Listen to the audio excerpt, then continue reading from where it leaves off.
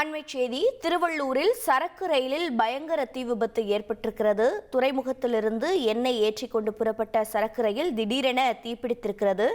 அந்த காட்சிகளையும் பார்த்து கொண்டிருக்கிறோம்.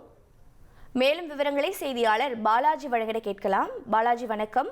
தீ விபத்திற்கான காரணம் என்ன? லோகோ பைலட்டின் நிலை என்னவாக இருக்கிறது? இந்த தீ விபத்தினால் ஏற்பட்டிருக்கக்கூடிய சேத விவரங்கள் என்னென்ன? மேலும் தகவல்களை பதிவு பண்ணுங்க.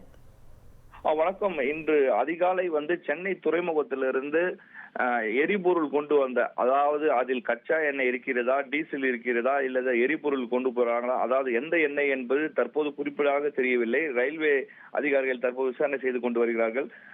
அந்த எரிபொருள் சென்னை ஆர்பாரில் இருந்து கொண்டு வரப்பட்ட அரக்கோணம் மார்க்கமாக செல்லக்கூடிய திருவள்ளூர் ரயில் நிலம் அருகில் தற்போது தீ விபத்து ஏற்பட்டிருக்கிறது.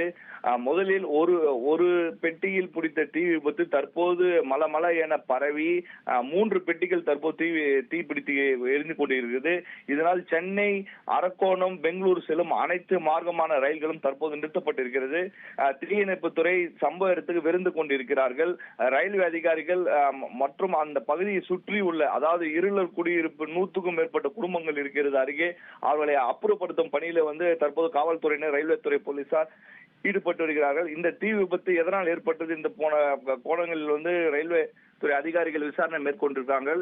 தீ விபத்து மலை என பரவி வருகிறது. அதனால் அந்த ஆயில் டேங்க் வெடிக்கும் அபாயம் ஏற்படும் என்ற ஒரு எச்சரிக்கையின் கீழில் அருகே உள்ள குடியிருப்புகளை தற்போது காலி செய்யும் பணியில ரயில்வே ஊழியர்கள் ஈடுபட்டு வருகிறார்கள்.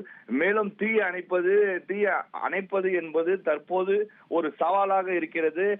ஒரு பெட்டியிலிருந்து 3 பெட்டிக்கு தீயானது பரவி இருக்கிறது. ஆகவே அது வெடித்து விபரீதமாக பெரிதாக ஏற்படும் என்ற காரணத்தினால் அப்பகுதியில் உள்ள மக்களை அப்புறப்படுத்திட்டு வரார்கள். மேலும் திருவள்ளூர் ரயில் நிலையத்துக்கு வரும் பயனாளிகள் தற்போது நிறுத்தப்பட்டிருக்கிறார்கள். மேலும் தீயை அணைப்பதற்கு ரயில்வே ஊழியர்கள் மற்றும் தீயணைப்புத்துறை தடுமாறி வரார்கள் என்பதே சொல்ல வேண்டும். பாலாஜி, தற்போது தீயை அணைக்கும் பணியானது தொடங்கப்பட்டு விட்டதா? அங்கு இருக்கக்கூடிய மக்களை எவ்வளவு பாதுகாப்பாக அப்புறப்படுத்தி வருகிறார்கள்? அந்த நிலவரம் என்ன?